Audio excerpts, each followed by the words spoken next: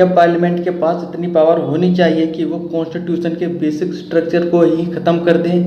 क्या एक चाय की दुकान भी फंडामेंटल राइट के बिना सर्वाइव कर सकती है अगर डायरेक्टिव प्रिंसिपल को ऊपर रख दिया जाए? ये सवाल 1980 में सुप्रीम कोर्ट के सामने आया। केस था Minerva mills versus union of India. ये केस गोलकनाथ और केशवानंद भारती के बाद अगला बड़ा चैप्टर था। अगर आप AIBE क्रैक करना चाहते हैं तो ये केस आपको टॉप 5 में रखना चाहिए। चलिए समझते हैं इस केस को। मिनर्वा मिल्स एक टेक्सटाइल कंपनी थी कर्नाटक में जो फाइनेंशियल क्राइसिस में थी।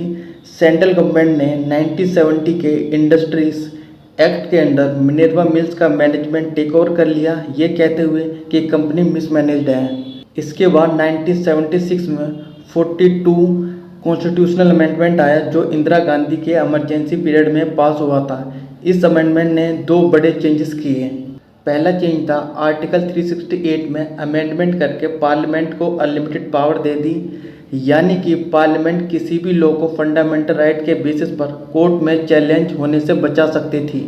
सेकंड चेंज था आर्टिकल 31C को एक्सपेंड कर दिया, जिसमें कहा गया कि अगर कोई law directive principle of state policy को इम्प्लीमेंट करने के लिए बनाया गया है तो उसे आर्टिकल 14 और आर्टिकल 19 फंडामेंटल राइट के अगेंस्ट चैलेंज नहीं किया जा सकता।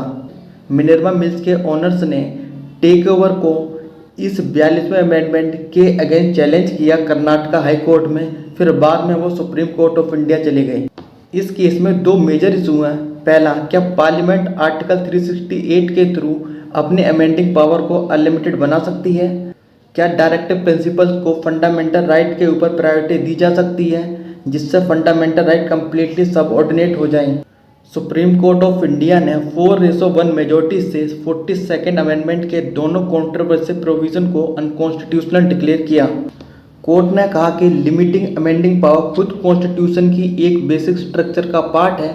अगर पार्लियामेंट को अनलिमिटेड पावर दी जाए तो वो अपनी ही लिमिटेड पावर को अनलिमिटेड पावर में बदल सकता है, जो एक कॉन्ट्राडिक्शन है। जैसे किसी को सिर्फ कुछ स्पेसिफिक चीज़ें करने की परमिशन हो और वो उस परमिशन का यूज़ करके अपनी परमिशन ही अनलिमिटेड कर ले। ये इलॉजिकल एंड इम्पॉसिबल है।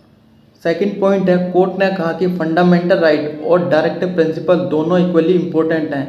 इनके बीच में एक हार्मनी एंड बैलेंस होनी चाहिए। एक को दूसरे के ऊपर कंप्लीटली प्रायोरिटी नहीं दी जा सकती। अगर पार्ट 14 को पार्ट 3 के ऊपर रख दिया जाएगा विदाउट एनी लिमिट तो फंडामेंटल राइट का वजूद ही खत्म हो जाएगा। कोर्ट की ये एक फेमस लाइन है, फंडामेंटल राइट्स और डायरेक्टिव प्रिंसिपल कॉन्स्टिट्यूशन की कंसाइंस की 2 आंखें हैं, दोनों जरूरी हैं, एक के बिना दूसरी अधूरी है। इस जजमेंट ने बेसिक स्ट्रक्चर ऑफ डॉक्ट्रिन को और स्ट्रॉन्ग कर दिया जो केशवानंद भारती में 1973 में एस्टेब्लिश हुआ।